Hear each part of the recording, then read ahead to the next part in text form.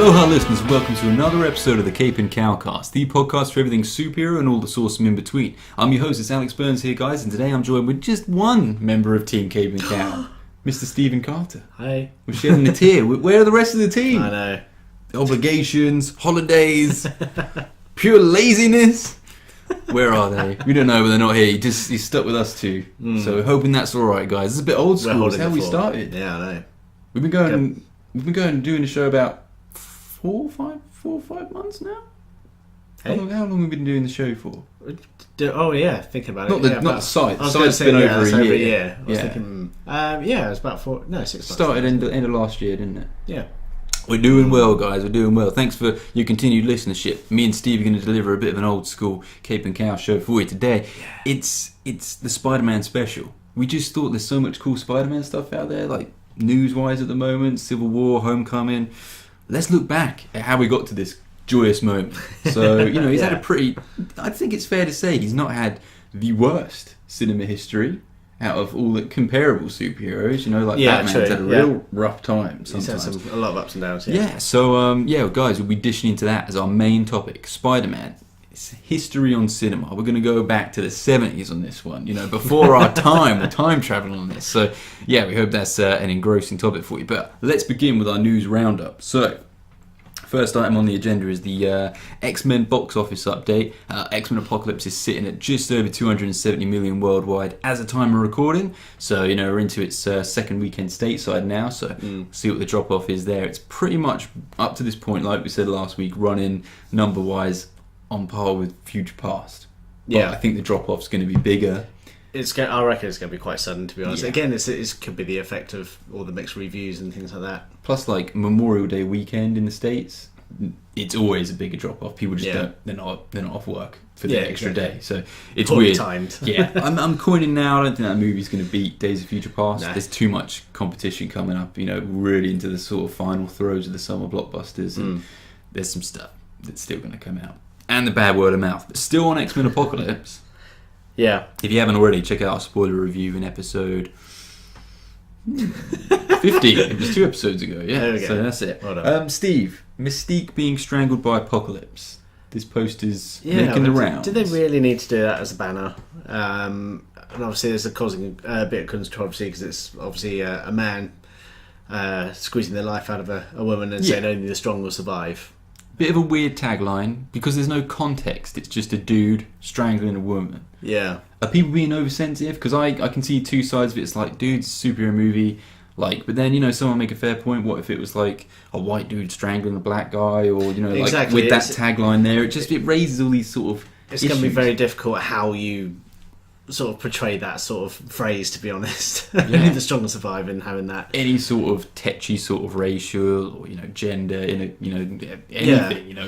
I mean, to be honest, it's kind of a good way, because that's kind of what mutants were all about in the first place, was the whole sort of equality thing and the racial hatred, inequalities and sexes and things. So in a way, it's probably a good thing, but I don't know, it's causing controversy. It's a weird banner. Yeah. It's just a weird banner. Well done, marketing team. Not. In case you didn't sense my sarcasm there. No, it's a rubbish. And it's just like Mystique again. If they're going to use her on a poster, do it the old-fashioned way. With the cool-looking lady on there. It's a different type of issue there, but... Since when did Mystique, by the way, become the poster girl for the X-Men franchise? Jennifer Lawrence. No idea. Is that it? I think it's just the fact that they got such a huge star. Because on the old one, she was always, you could barely see it. It was like that Rebecca actress. Can't remember her surname. It's really hard to pronounce. Yeah. She played him in the the older Bryan ones, Singer movies, and Jennifer Lawrence, man. But again, it's like, if it is Jennifer Lawrence, you can't tell. It's just a lady being strangled, but whatever, guys. I think in a movie where people can shoot lasers out their eyes, and there's better posters to be had. Isn't there? So bit weird. We're on board with it. We can understand that. So we just wanted to comment on that, give you our little opinion on that one, whatever it is. Next item on the agenda. So, Captain Marvel casting rumour. By the way, this isn't confirmed. This is not confirmed. It broke just before the weekend. We thought we were going to get some official news, didn't we? Before the weekend, we thought, we're not recording on a Friday. We're going to get some, up to date, some tangible some stuff, hot topic news. Okay, recent Academy Award winner Brie Larson great actress. Mm-hmm. I haven't seen anything she's in, but she won an Academy Award, so good for her. She's probably qualified for a Marvel movie. Why aren't they getting many Academy Awards? His superheroes, really. Yeah, that's a different debate, isn't it? Yeah. It's not like Lord of the Rings or anything, you know. Return of the King just wins everything. Anyway, that's a different debate. Oh yeah, so Brie Larson, not confirmed, guys, but she's emerged as the front runner, according to a report from Variety, and they're pretty reliable with their sources. Yeah. So we'll keep an eye on that one. Captain Marvel is out. It's actually sandwiched between Infinity War Part 1 and 2. That'll be a struggle. There's a lot that's going to be sandwiched in there, you know. It's just like, it's congested, not even just Marvel, but with DC as well. It's critical mass we're approaching right now, man. Yes, Captain Marvel is out March 8th, 2019. Big ties to Guardians of the Galaxies. It'll be the next sort of obvious space Marvel movie. Yeah. We're still not sure on Thor Ragnarok. There we go, got it right. Which is the rumour that will not go away, right, Steve? Thor Ragnarok, Planet Hulk. Yeah, so there's a lot of... they're hinting now about that they're just going to have something to do with Planet Hulk in there. Yeah. I mean, it's probably the next best thing to a Planet Hulk movie, isn't it? Which is what everyone's clamouring for. Yeah, you've got those great cast additions in there as well, and you just wonder... Jeff Goldblum, Planet Hulk. It just seems like a... It's interesting. I wonder what sort of role, but yeah, Goldblum's Kate Blanchett, yeah. Planet Hulk. Well, no, Kate Blanchett, well... I don't know, it's always seemed one of the more comic booky story to me. I know it's a big fan favourite, but I think it's just the well of Hulk stories maybe isn't that, you know, deep. That was probably that was one of the more popular storylines, and I'm assuming it might be down to the fact that, you know, Marvel don't quite have the rights for Hulk, do they? It's still with Paramount, is it? Paramount or Universal, I think. Universal, yeah. That's it. So it's still largely their property. So I mean, they've agreed for them to feature in films, but whether they do a solo film, I think that might be just a bit touchy. So they've done the next best thing, basically. Yeah. But yeah, we've had the story, the rumours about him sporting all the armour and things like that. So that's going to look interesting. The Hulk wearing the armour. Yeah, Hulk wearing some battle armour. Excuse me, sorry. Why does the Hulk need armour? Well, in this battle world, they can actually harm the Hulk. Cool. So there's a reason why he needs it. So it'll be interesting. I think it will please to those sort of fans. Yeah. If you're a Hulk fan, I'm sure you'll get something out of it for sure. And of course, you know, we did add the casting additions. Thor Ragnarok's looking impressive, and not least of all, Jeff Goldblum as the Grandmaster, which will be pretty cool. I mean, I'm concerned, like, this movie, how it's like tying in. I'm not concerned, I'm excited. Sorry, I'm totally the wrong word. But you know, we mentioned it last podcast, we gave a bit of an update on Thor Ragnarok, but it's just because James Gunn, director of Guardians of the Galaxy, an awesome Marvel movie, possibly the best.